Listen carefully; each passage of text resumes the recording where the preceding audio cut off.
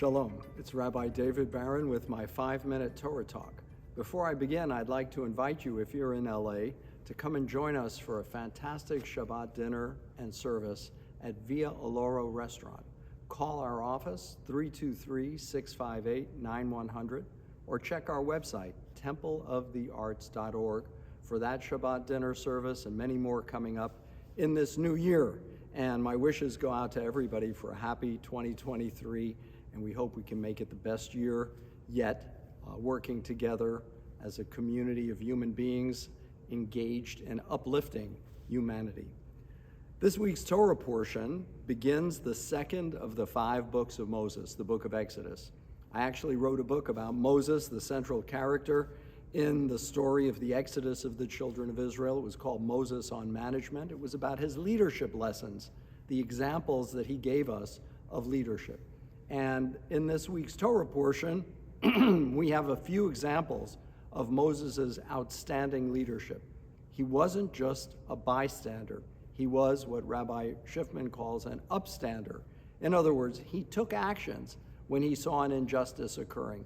And God knows we know so much injustice occurs in our world, in our community, in our nation, and throughout the world, that we as individual citizens, human beings driven by a sense of compassion and desiring justice for all, we as human beings with those perspectives have to be upstanders, not bystanders.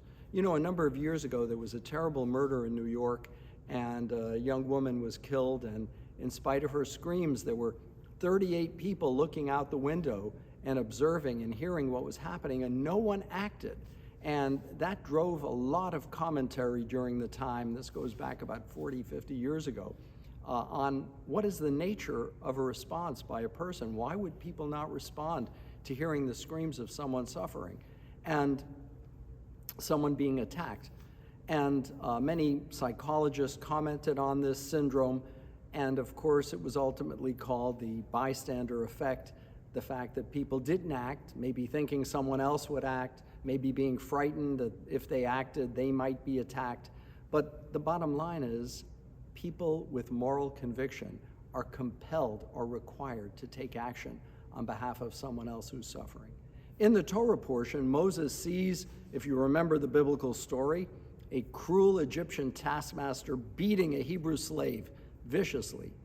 And he looks to his right and left, and then he proceeds to attack the taskmaster, struck him. The taskmaster fell, hit his head on a rock, and died, and Moses had to flee. Now, in the commentaries, the rabbis say, well, he looked to the right and to the left to see if there were any eyewitnesses who might report him. But one of the other rabbinic commentators said, no, he looked to the right and the left to see if anyone else among the Hebrew slaves was offended by this horrible injustice and might stand up on behalf of his brother being beaten and persecuted. And the bottom line is, whatever the motivation or reason, taking the action is critical. You know, in Judaism, we have this expression, it's not the thought, it's the action that matters. The Hebrew word for mitzvah is commandment, commanded to act, and that's our obligation. Later, Moses exemplifies those examples of leadership and of being an upstander and not a bystander. In one episode, he sees a quarrel among Israelites, and he intervenes even though he recognizes it's going to cause attack and criticism of him. It doesn't matter, even though he just experienced having to flee Egypt because of the actions he took earlier. And in the last act, when a group of shepherd women were being attacked by men who were harassing them, he stepped in, stepped forward, and chased them away and allowed the women to draw water from the well. So throughout his lifetime, you'll see numerous examples of true leadership, and that is true leadership. When we take an action, when we see an injustice occurring, all of us as citizens of this great community and this great nation recognize that we have citizens' duties and responsibilities when we confront homelessness, when we confront crime, when we confront issues that are so critical to preserving our hard-fought freedoms.